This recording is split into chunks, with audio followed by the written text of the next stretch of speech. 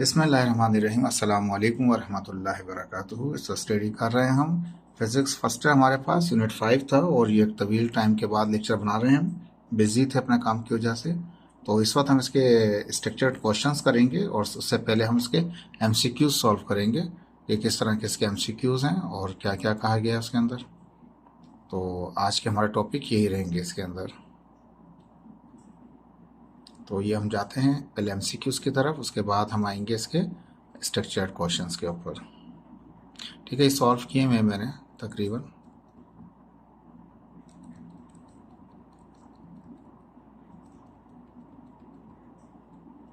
ठीक है, यहाँ स्टार्ट कर रहे हैं हम। एक्सरसाइज हमारे पास है और इसके जो मल्टीपल चॉइस हैं, एमसीक्यूज हमारे पास हैं, जिसमें पहला सवाल कहता है हमारे पास work done by centripetal force is always.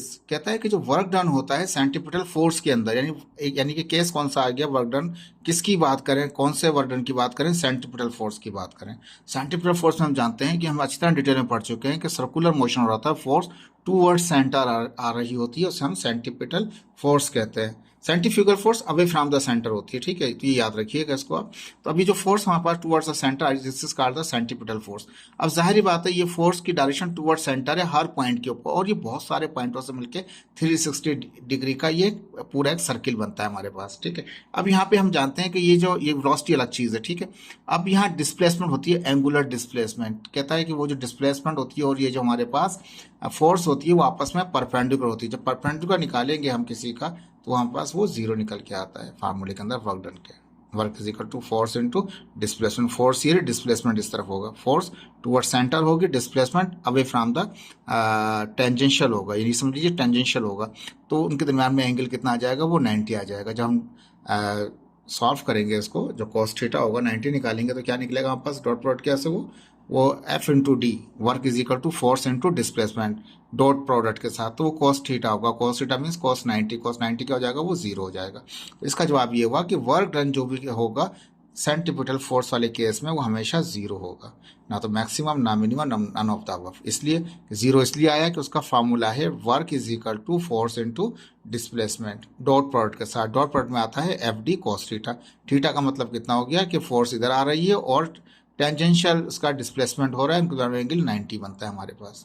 ठीक है जी, तो मैंने लिखा आंसर सी दिया इसका, because work done by the centripetal force is always zero. ये याद रख लीजिए, सेंटीपिटल फोर्स के केस के अंदर वर्क डन क्या होता है, वो जीरो होता है, because tangential displacement and tangential force and centripetal force always mutually perpendicular to each other. कहता है जो सेंटीपिटल फोर्स है और टेंजेंशियल डिस्प्लेसमेंट जो आपस में क्या होते हैं, परपेंडिकुलर होते हैं। सो डेट क्या होगा, रिजल्टेंट क्या होगा, work done on the body भी जीरो। बॉडी के ऊपर जो वर्क डन होगा वो जीरो हो जाएगा सर्कुलर केस के अंदर, सेंटीपिटल फोर्स वाले केस के अंदर ना तो मिनिमम होगा ना मैक्सिमम, इट इज जीरो। क्योंकि एफ डी कॉस थीटा, और थीटा कितना आ जाएगा, वो 90 हो जाएगा।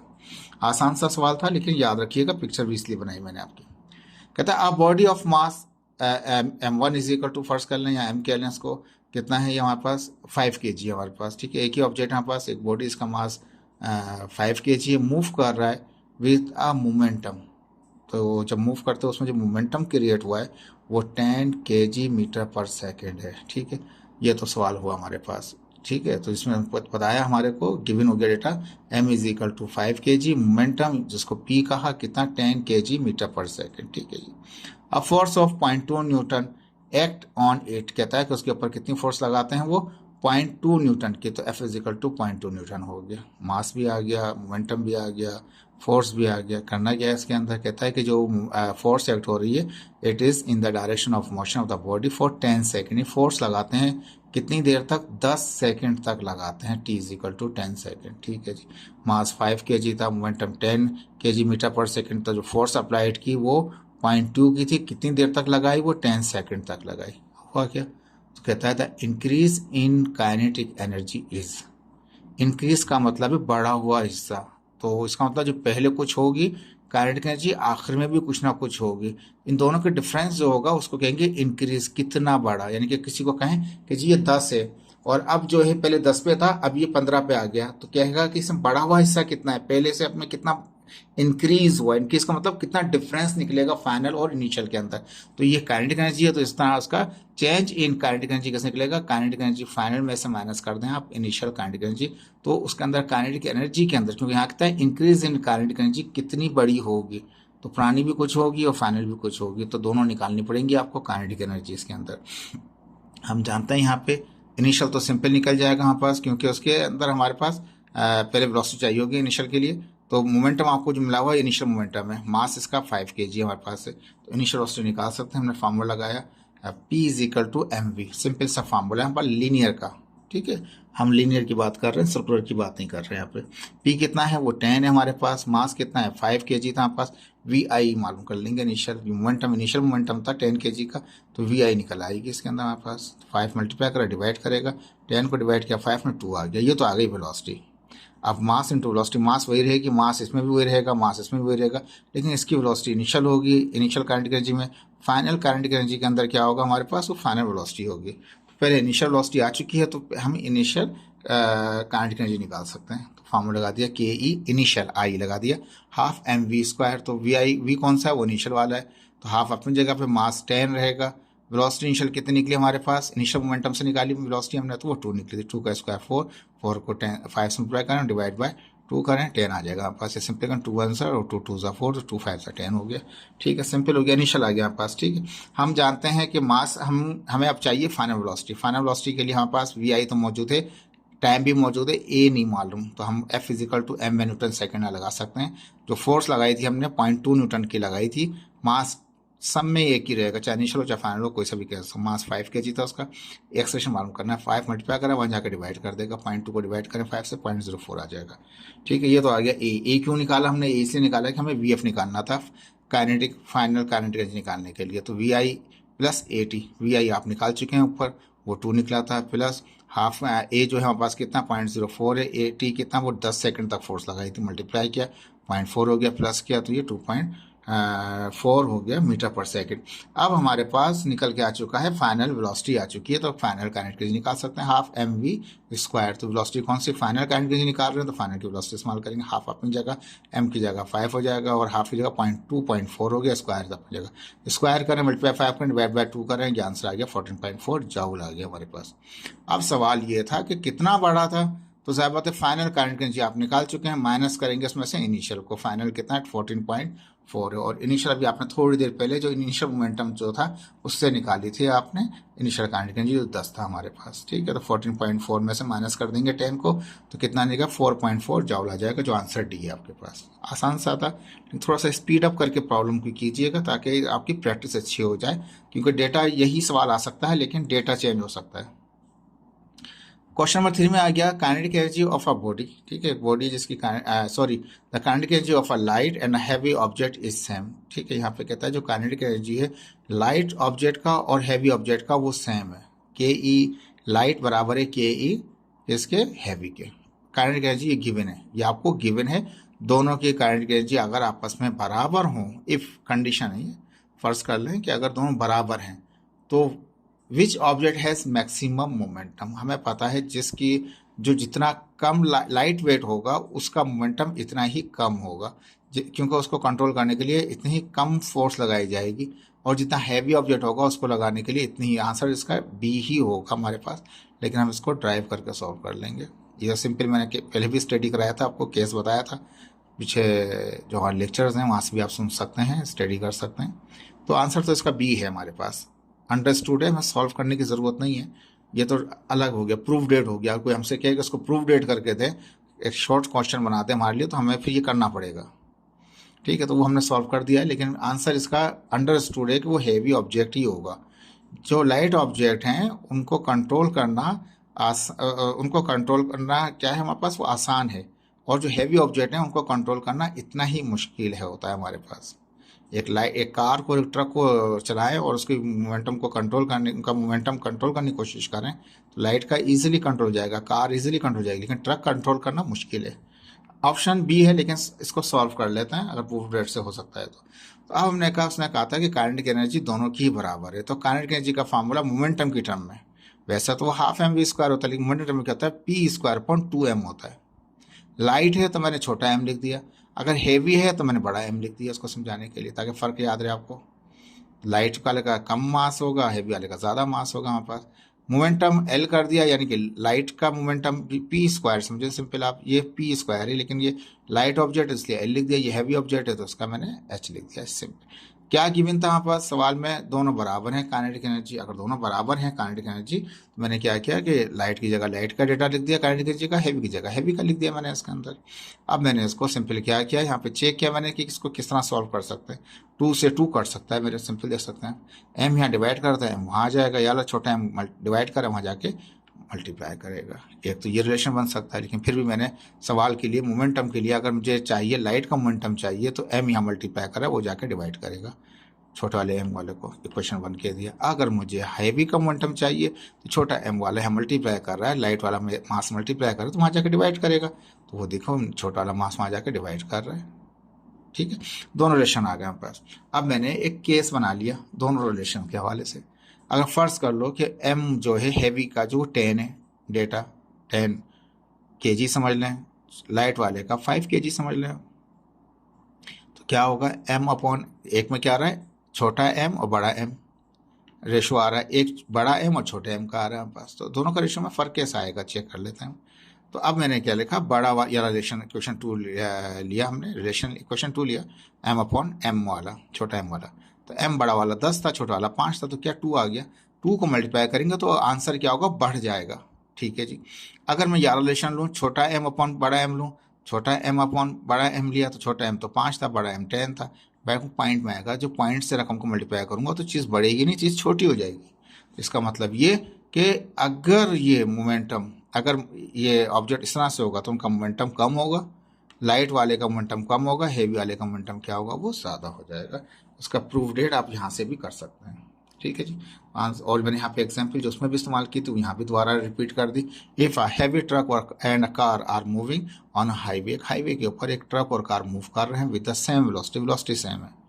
ठीक है, तो heavy truck has more momentum as compare to the car, car के मुकाबले में ट्रक का मोमेंटम ज़्यादा होगा, because mass of heavy truck is more than the car mass, car के मास के मुकाबले में हैवी ट्रक का मास ज़्यादा है। Now it is harder to stop और control the car truck, control the heavy truck because its momentum is high. कहता है जो कार को तो कंट्रोल करना आपके लिए आसान है, लेकिन इसको कंट्रोल करना आपके लिए इतना ही मुश्किल है, ट्रक को, क्योंकि उसका मास ज़्यादा है। ये भी एक एग्जाम्पल है, और ड्राइव भी आप करके दिखा दिया हमने आपको। ठीक है, क्वेश्चन नंबर 4 में आता है, 2 बॉडीज हैं, m1 is equal to 1 kg, m2 is equal to 2 kg, m1 is equal to 1 kg, m2 is equal to 2 kg, has equal momentum. पहले वाले में क्या था, इक्वल काइनेटिक एनर्जी था, के ई इक्वल थे उनके, लेकिन अब कह रहा है मोमेंटम इक्वल है। तो then ratio of their kinetic energy, अब उनका काइनेटिक एनर्जी का रेशो क्या होगा, तो इसी हिसाब जिस तरह गिवन में डेटा दिया हुआ है इस हिसाब से निकाल देंगे। तो m1 है तो काइनेटिक एनर्जी भी किसकी निकलेगी, उसकी के ई 1, दूसरा वाला m2 है तो काइनेटिक एनर्जी 2 की निकालेंगे। इनका रेशो निकालना है हमारे पास। मोमेंटम जो इसका था m1 का और m2 का, दोनों के मोमेंटम क्या है, वो सेम है हमारे पास। ठीक है जी, तो ये गिवन था हमारे पास। अब फार्मूला वही जो हमने पहले इस्तेमाल किया था, काइनेटिक एनर्जी का फार्मूला होता है पी स्क्वायर अपॉन 2m। तो काइनेटिक एनर्जी 1 को का रेशो निकालेंगे काइनेटिक एनर्जी 2 के साथ, तो ऊपर काइनेटिक एनर्जी 1 का डेटा आएगा, नीचे काइनेटिक एनर्जी 2 का आएगा। तो काइनेटिक एनर्जी का पी स्क्वायर अपॉन 2m, तो ये 1 m1 ये काइनेटिक एनर्जी 1 है तो m1 हो जाएगा, काइनेटिक एनर्जी 2 है तो m2 हो जाएगा। ठीक है, P1 और P2 दोनों ही बराबर है आपस में, 2 P के बराबर हो जाएगा हमारे पास। ठीक है, 2m अपनी जगह पे, काइनेटिक एनर्जी 1 था तो m1 हो गया, काइनेटिक एनर्जी 2 है तो m2 हो गया। सिंपल, P1 जो था बराबर है P के, P2 बराबर भी P के, तो वो P1 की जगह भी P आ गया, P2 की जगह P आ गया। 2 से अभी इसको सिंपल दिखा दिया मैंने, P स्क्वायर से P स्क्वायर काट दिया तो बचा ये 1/2m1। ठीक है, और यहाँ पे क्या बचा, 1/2m2। थोड़ा सा यहाँ पे मिस्टेक हुआ है, मैं इसको थोड़ा सा करेक्ट करता हूँ। ठीक है जी, ये सही था, ये इंटू 1 आ रहा था हमारे पास, चेक कर लिया इसका। तो पी स्क्वायर से तो पी स्क्वायर कट गया। ठीक है, पी स्क्वायर से पी स्क्वायर कट गया तो 1/2m1, m1 जो है वो 1 है। ठीक है, तो पी स्क्वायर से पी स्क्वायर कट चुका है तो पी स्क्वायर की जगह 1 आ गया, 2 अपनी जगह पे, और m2 क्या था, वो 2 था हमारे पास। ठीक है, अब ये क्या होगा, इस रकम को ये चीज़ डिवाइड कर रही है तो क्या होगा हमारे पास, ये पलट जाएगी, ये समझ लीजिए आपको। डिवाइड हो जाएगा मल्टीप्लाई में चेंज, नीचे वाली रकम ऊपर चली जाएगी, ऊपर वाली रकम नीचे आ जाएगी। सिंपल भी मैथमेटिक का रूल है हमारे पास। जब भी बीच का नहीं, ऊपर रकम ये हमारे पास है, डिवाइड को मल्टीप्लाई में चेंज करेंगे तो ये पलट जाएगा, ये ऊपर चला गया, वो नीचे आ गया। ठीक है, 2 से 2 कट गया तो खाली 2/1 बचा, तो 2:1 आ गया। आंसर ए आ गया आपके पास। ठीक है, तो आसान सा था ये, इसको आप इस तरह से सॉल्व कर सकते हैं, लेकिन इसकी प्रैक्टिस इतनी जल्दी करेंगे कि जल्द से जल्द क्विकली आप इसको सॉल्व कर सकें। अगर डेटा में चेंजिंग हो तो आपको परेशानी ना हो। ठीक है जी। अब आते हैं 5वें सवाल के ऊपर। अब body fall in from a height, एक बॉडी को किसी हाइट से फॉल करते हैं, गिराते हैं हम। ठीक है, after it has fall in a height of half, पहले एक हाइट थी h थी, यहाँ से आता पूरी h थी, h लिखा हुआ यहाँ पर, वहाँ से हमने उसको h हाइट से गिराया है। After it fall in from height आदि, यानी कि अगर 10 है तो 5 के बाद से, तो क्या होगा, it will possess only potential energy. जब ऊपर से नीचे आया वो आधे पे पहुंच गया, अब आधे पे पहुंचने के बाद क्या होगा, सिर्फ उसमें पोटेंशियल एनर्जी होगी, या ओनली काइनेटिक एनर्जी होगी, या हाफ पोटेंशियल एनर्जी होगी, हाफ काइनेटिक एनर्जी होगी, या काइनेटिक एनर्जी ज़्यादा होगी और लेस पोटेंशियल एनर्जी होगी। तो याद रखिए इसका आंसर सी है, क्योंकि जैसे जैसे ऊपर जाते जाएंगे ऐसे ऐसे काइनेटिक एनर्जी बढ़ती जाएगी, और पोटेंशियल जैसे जैसे ऊपर जाते जाएंगे पोटेंशियल एनर्जी बढ़ती जाएगी और काइनेटिक एनर्जी कम होती जाएगी। एक पॉइंट भी आएगा जिस पर जाके काइनेटिक एनर्जी खत्म हो जाएगी, लेकिन पोटेंशियल एनर्जी मौजूद होगी। तो इस तरह जैसे जैसे ऊपर से नीचे आते जाएंगे तो ऐसा ऐसा काइनेटिक एनर्जी बढ़ती जाएगी, और जब वो हाफ पे पहुंचेगा तो इसका मतलब क्या होगा, आधी उसमें पोटेंशियल एनर्जी होगी, आधी ही उसमें काइनेटिक एनर्जी होगी। तो इसका आंसर क्या बनेगा, यहाँ पर सी बनेगा इसका आंसर। ठीक है, समझ में आ गया आपको। यानी कि यहाँ से जैसे नीचे आएंगे तो काइनेटिक एनर्जी बढ़ती जाएगी, पोटेंशियल कम हो जाएगी। जो आधी हाइट पे आ जाएंगे तो क्या होगा, आधी ही पोटेंशियल एनर्जी होगी, उसमें आधी ही काइनेटिक एनर्जी होगी। Answer C. ठीक है जी। कहते हैं which of the following quantity can be calculated by multiplying force and velocity. ये तो सिंपल सा पता है आपको, ये पावर होता है हमारे पास, यहाँ दिखा भी दिया, पावर और वर्क अपॉन टाइम के, और वर्क बराबर है फोर्स इनटू डिस्प्लेसमेंट के। ठीक है, तो डिस्प्लेसमेंट अपॉन टाइम बराबर होता है किसके, वो वेलोसिटी के, तो फोर्स इनटू वेलोसिटी होता है। डॉट खत्म हो जाएगा, डॉट खत्म आएगा तो कॉस थीटा आ जाएगा हमारे पास, तो यानी पावर आंसर है 20 का। 7 में कहता है a minimum velocity given to an object so that it's emerge out from the gravitational field of earth is about. कहता है कि हम जानते हैं किसी को भी, जैसे कि एस्केप वेलोसिटी होती है, वो कितना स्पीड से उसको फेंकें कि उसके रीजन से बाहर निकल जाए, तो हमें पता है 11.5 होता है, लेकिन ऑप्शन यहाँ पे क्या है, 11.2 है। आंसर ए ही कंसिडर करेंगे, 11.2, बाकी जो है वो अलग है हमारे पास। तो कहता है कि ऐसी मिनिमम वेलोसिटी बताएं ऑब्जेक्ट की जो उसको ग्रेविटेशनल फील्ड से बाहर निकाल दे, बाहर निकाल दे, यानी कि इसके अंदर रोटेट ना करे, आउट ऑफ अर्थ हो जाए, बाहर चला जाए, जमीन के फील्ड के ग्रेविटेशनल फील्ड से बाहर निकल जाए, जहाँ पोटेंशियल एनर्जी 0 हो हमारे पास, बाहर निकल जाएगा हमारे पास, बिल्कुल बाहर चला जाएगा हमारे पास। वो होता है 11.5 होता है, 11.2 दिया हुआ है यहाँ पे, 11.2, यानी कि आंसर ए ही कंसिडर करेंगे। अब इसके बाद एक और, अब यहाँ लिखा हुआ था हमने कि इसके वेलोसिटी जो अप्रॉक्सीमेटली होता है वो 11.2 होती है, किलोमीटर पर सेकंड होती है, but it is different for different planet, लेकिन मुख्तलिफ प्लानट के लिए मुख्तलिफ होगी। हमारी अर्थ के लिए 11.2 किलोमीटर पर सेकंड की रफ्तार से किसी ऑब्जेक्ट को मूव करेंगे तो वो निकल जाएगा, किससे निकल जाएगा, वो ग्रेविटी की फील्ड से बाहर चला जाएगा। कहता है when 1 जॉल of work is done, फर्ज किया कि 1 जॉल का आपने काम किया और बॉडी पे, और 1 सेकंड तक काम किया आपने, उसके ऊपर टाइम उसका 1 सेकंड था, 1 जॉल का काम किया, तो पावर कितना जनरेट हुआ होगा, 1 वाट, 0.5 वाट, 0 या 100 वाट। तो पावर बराबर है वर्क अपॉन टाइम के। वर्क कितना था, वो 1 जॉल था, टाइम कितना था, 1 सेकंड था, तो 1 वाट आएगा, ए आंसर आ जाएगा इसका। ठीक है जी, आसान सा था ये। The absolute potential energy of an object depend on, कहता है जो एब्सोल्यूट पोटेंशियल एनर्जी होता है, जैसे वो जाता है अर्थ से बाहर निकल रहा होता है हमारे पास, तो जाहिर बात है इसमें हमारे पास जब हमने फार्मूला ड्राइव किया था, इसके अंदर हमने फार्मूला किया था, यानी कि potential energy absolute potential energy को यू से जाहिर किया था, माइनस, क्योंकि वो अपोजिट डायरेक्शन जा रहा था, G gravitational, M mass of the earth, and M mass of the object, और आर मीन्स हाइट या डिस्टेंस, जैसे R1 R2 Rn आ गया हमारे पास। तो अब एक चीज़ काउंट हो रही है, एक तो इसका डिस्टेंस काउंट हो रहा है और एक चीज़ इसमें मास काउंट हो रहा है हमारे पास। तो ऑब्जेक्ट मास होगा और साथ हाइट होगी, तो मास भी है हाइट भी है, तो आंसर तो इसका हमारे पास ए ही आ रहा है। दूसरा में कहता है मास और स्पीड, तो मास तो है यहाँ पे, लेकिन स्पीड की कोई कैलकुलेशन नहीं है हमारे पास यहाँ पे, तो वो नहीं है, ए ही आंसर है। शेप और साइज, शेप साइज पे नहीं जाता, मास और के फार्मूले में मास आ रहा है और हाइट आ रहा है, 2 चीज़ें आ रही हैं, ये भी नहीं है। और कलर और टेम्परेचर, कलर और टेम्परेचर भी नहीं है भाई साहब, फार्मूला ये है इसका, जो हमें पढ़ाया गया है एब्सोल्यूट पोटेंशियल एनर्जी, मास है और दूसरी चीज़ क्या है उसका हाइट है। तो आंसर क्या हो गया आपका ए हो गया इसके अंदर। ठीक है, फिर दोबारा आगे क्वेश्चन नंबर 10 में the escape velocity of a planet depend on which of the following factor. अब ज़्यादा mass of the earth M, mass of the object small M, velocity of the object, distance between them R. ठीक है, ये छोटा are दिखा रखा है लेकिन हमने फॉर्मूले में क्या लिखा है, escape velocity is equal to radical two G M upon R, यानी कि ग्रेविटेशनल फोर्स है, मास है अर्थ का और डिस्टेंस है। अब इस पे कहता है इसके वेलोसिटी किसी प्लैनेट की डिपेंड करती किस किन चीज़ों पे, सिर्फ मास पे, तो मास पे नहीं, रेडियस भी आ रहा है उस पर, तो on radius of the planet only, सिर्फ रेडियस पे डिपेंड करती नहीं, ऐसा नहीं है, और मास भी आ रहा है उसमें, both mass and the radius, तो yes mass and the radius दोनों ही आ रहे हैं। आंसर जो है इसका वो सी है हमारे पास। आसान सा था, ये समझा दिया हमने आपको। अब आगे स्ट्रक्चर्ड क्वेश्चंस आ गए इसके, जिसमें क्वेश्चन नंबर 1 में कहता है how does work relate to transfer of energy. कहता है वर्क कैसे रिलेट करता है एनर्जी को ट्रांसफर करने में। तो हम जानते हैं work done by all forces on the object is using to transform in change in kinetic energy of the object.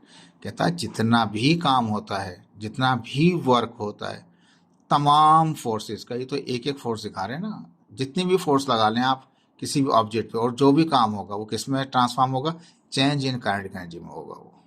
तो हाउ डज रिलेट करता है, नहीं कैसा रिलेट करता है वर्क एनर्जी ट्रांसफॉर्म के अंदर, तो एनर्जी ट्रांसफॉर्म में रिलेट करता है चेंज इन काइनेटिक एनर्जी से। कहता है if the work done be positive, अगर work done positive kinetic energy बढ़ जाएगी, अगर वर्क डन निगेटिव है तो काइनेटिक एनर्जी कम हो जाएगी। तो work done by all the forces is equal to change in kinetic energy, वो क्या है फाइनल में से माइनस कर दें इनिशियल को। ये मैं पहले समझा चुका हूँ इसको, आप वहाँ से लेक्चर से देख सकते हैं प्रीवियस के अंदर, कि जब वो फोर्स दोनों सेम डायरेक्शंस हैं तो वो वर्क पॉजिटिव होगा हमारे पास। अब पॉजिटिव डायरेक्शन में फोर्स है और डिस्प्लेसमेंट अलग डायरेक्शन के अंदर है, तो क्या होगा, निगेटिव वर्क होगा। निगेटिव होगा तो ये काइनेटिक एनर्जी कम हो जाएगी, दोनों सेम डायरेक्शन में है तो वर्क पॉजिटिव होगा, वर्क पॉजिटिव होगा तो काइनेटिक एनर्जी बढ़ जाएगी। तो ये केस याद रखिएगा, बड़ा इंपॉर्टेंट केस है हमारे पास। तो वर्क कैसे रिलेट करता है, वो change in transform of energy में क्या करता है, चेंज इन काइनेटिक एनर्जी से वो रिलेट करता है। पहली आंसर ये आ गया आपके पास। कहता है how is power relate to the work and the time. कहता है किस तरह से पावर और वर्क रिलेट करता है आपस में। ठीक है, तो पावर क्या है, रेट ऑफ, कहता है rate of transfer of energy from one form to the another form per unit time, एक यूनिट टाइम के अंदर, पर यूनिट टाइम में, वर्क डन जो भी हो यूनिट टाइम के अंदर, work divide by time, work done by unit time, ये भी कह सकते हैं। तो इसमें रिलेशन क्या है वर्क का टाइम का, तो वो पावर के साथ आता है, डिवाइड के अंदर सूरत में आ रहा है पास। तो सिंपल यहाँ दिखा दिया हमने कि एक ऑब्जेक्ट यहाँ से वहाँ तक मूव किया, फोर्स लगाई, डिस्प्लेसमेंट हुआ और टाइम टी के अंदर हुआ हमारे पास। तो हाउ पावर कैसे रेट करता है, rate of change of work है, इट इज क्या है, rate of change of work है, work done per unit time भी कह सकते हैं इसको। ठीक है जी, आसान सा छोटा सा जवाब था इसका। बाकी डिटेल मैंने वहाँ बता रखी है लेक्चर में, अगर चाहें तो लॉन्ग लिखना चाहें तो वहाँ से लिख सकते हैं। What is the difference between the average power and the instantaneous power. कहता है एवरेज पावर क्या होता है और इंस्टेंटेनियस पावर क्या होता है। तो याद रख लीजिए, एवरेज पावर जो है एक पीरियड टाइम पे निकालेंगे आप, उसको एवरेज कहेंगे, और इंस्टेंटेनियस पावर वो होगा जो हर पॉइंट पर आप पावर को कैलकुलेट करेंगे। ठीक है, तो इनको आसान फार्मूला ये है, वर्क अपॉन टाइम तो है लेकिन विदाउट लिमिट है, that is called average power. With using a limit, अगर लिमिट को यूज करेंगे तो वो हो जाएगा इंस्टेंटेनियस पावर हो जाएगा हमारे पास। बहुत डिटेल टॉपिक है लेकिन छोटा सा डिफाइन किया गया। When a quality of work, when a quantity of work delta W is done, फर्ज कर लिया कोई काम हुआ है, क्वांटिटी वर्क हुई है हमारे पास, डेल्टा डब्ल्यू हुआ है during a time interval, time interval है, याद रखिएगा। इंटरवल का मतलब है एक 2 सेकंड बाद, फिर 2 सेकंड बाद, फिर 2 सेकंड बाद, that is called average power.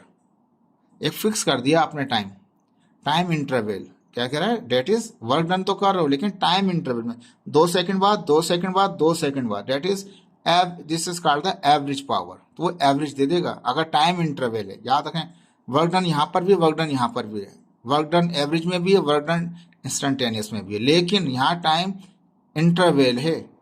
Time interval तब है कि 2 सेकंड बाद, 2 सेकंड बाद, 2 सेकंड बाद, तो क्या होगा हमारे पास, वो एवरेज पावर आ जाएगा हमारे पास, P average equal to work done divide by time. ठीक है, इंस्टेंटेनियस क्या है, कहता है कि instant power is the limiting value है, ऑफ द एवरेज पावर की, जो एवरेज पावर की उसमें भी अंदर जाके हम निकाल रहे हैं। Delta T approach to zero, limit लगा दी हमने, सिंपल सा आसान है। यानी कि जैसे जैसे ये मूव कर रहा है हर पॉइंट के ऊपर चेक करते रहे। एक तो ये होता है जी यहाँ से हमने 2 सेकंड बाद चेक किया, फिर 2 सेकंड बाद चेक किया, या हमने फर्स्ट किया 4 सेकंड बाद चेक किया, फिर 4 सेकंड बाद चेक किया, वो एवरेज होगा। लेकिन हर पॉइंट पे चेक करेंगे, हर पॉइंट के ऊपर चेक करेंगे, that is called instantaneous power. ठीक है, यहाँ पे और बताया है कि एवरेज पावर एक तो ये डेफिनेशन से हो गया, दूसरा इसका पॉइंट कैसे बना एवरेज को इंस्टेंटेनियस का, तो कहता है is the work done in a period of time. एक पीरियड है टाइम का, पीरियड ऑफ टाइम में कोई भी पावर को, जो पीरियड ऑफ टाइम में जो भी काम हो रहा होगा वो एवरेज पावर कराएगा। कोई भी वर्क डन हो रहा हो पीरियड ऑफ टाइम में, टाइम का एक पीरियड होगा उसके अंदर। इंस्टेंटेनियस क्या है, work done is increasing that time. Work done check करते हैं जैसे जैसे टाइम गुजरता जाएगा तो ये हर पॉइंट के ऊपर टाइम के गुजरने के साथ साथ जो पावर आएगा या टाइम गुजरने के साथ साथ जो काम होगा वो कहलाएगा इंस्टेंटेनियस पावर। ठीक है, डेफिनेशन को तरीकाकार है, इस तरह से समझ लें, उस तरह तरीके। कोई भी काम हो रहा हो एक पीरियड ऑफ टाइम के अंदर वो कहलाता है एवरेज पावर। तरीकेकार है, देखें समझने के इसको। डेफिनेशन दो दो टर्म्स में बन सकती हैं, याद रख लीजिएगा इस बात को। कहता है कि how does gravitational potential energy change with the height and the mass. ये पूरा डिटेल मैंने लेक्चर बनाया हुआ है, लेक्चर में समझाया हुआ है, पूरी कैलकुलेशन मैंने वहाँ से कट पेस्ट कर दिया सिर्फ आपको समझने के लिए कि ये इस तरह से। ठीक है, अब यहाँ पे कहता है law of conservation of energy. ये भी ऑलरेडी मैं आपको डिफाइन कर चुका हूँ लॉ टॉपिक के अंदर, हमारे पास ये डिटेल के अंदर पूरा हमारे पास है। चाहे तो मार्क्स देखिएगा, मार्क्स कितने हैं क्वेश्चन के, अगर मार्क्स शॉर्ट हैं, शॉर्ट में आया हुआ है बिल्कुल, तो जाहिर बात है आप उसको इंट्रोडक्शन ही देंगे, बहुत लॉन्गली नहीं लिखेंगे। ये पूरा डिटेल पूरा एक्सप्लेन किया हुआ है।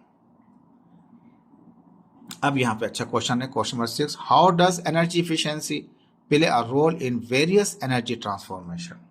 ठीक है जी, तो क्या सवाल पूछ रहा है हमसे, ये पूछ रहा है कि एनर्जी इफिशियंसी जो है, एनर्जी का एफिशिएंट होना ट्रांसफॉर्मेशन ऑफ एनर्जी में कितना इंपॉर्टेंट है। ये बहुत ज़्यादा क्रिटिकल है हमारे पास चीज़, क्यों है, बहुत इंपॉर्टेंट है, और ये एक वाइटल रोल, एफिशिएंसी एक वाइटल रोल प्ले करती है हर चीज़ में, चाहे वर्क डन हो रहा हो, चाहे एनर्जी ट्रांसफॉर्मेशन हो रही हो, कोई भी चीज़ मोशन हो रहा हो हमारे पास, efficiency is essential.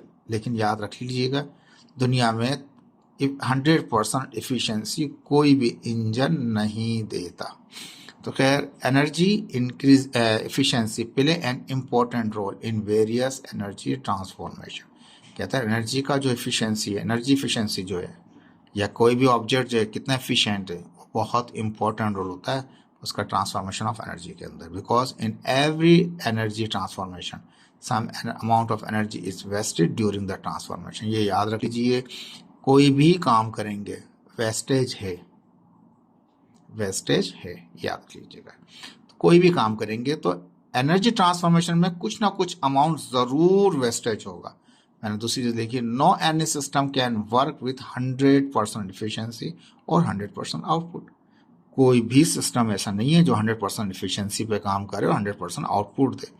For example old fashion bulb, पुराने बल्ब देखे होंगे आपके पास, येलो टाइप के लगे होते थे, एंड एलईडी बल्ब आजकल आप खुद देखते हैं इसको, ये तो पुराने फैशन अलग है हमारे पास, हम अपने टाइम में देखे हैं, दोनों चीज़ों को देख चुके हैं।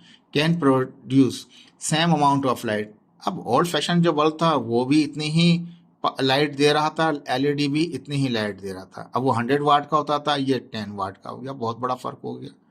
But the old fashion bulb wasted energy high as compare to the LED bulb. बहुत ज़्यादा एनर्जी ज़ाया होती थी किसके अंदर, जो हमारे पास 100 वाट के बल्ब हुआ करते थे। एक घर में, एक कमरे में 100 वाट का बल्ब लगा होता था पहले हमारे टाइम पे, जब ये एलईडी सिस्टम नहीं आया था। लेकिन अब एलईडी सिस्टम में क्या है, 10 वाट का, 15 वाट का, 20 वाट का, 35 वाट का, तो ये वेस्टेज ऑफ एनर्जी जो है बहुत कम हो गई है, तो इतना एफिशिएंट हो गया। समझ में आ रही बात। तो ये एफिशिएंसी बहुत इंपॉर्टेंट रोल करती है, आपका वेस्टेज से बचाती है।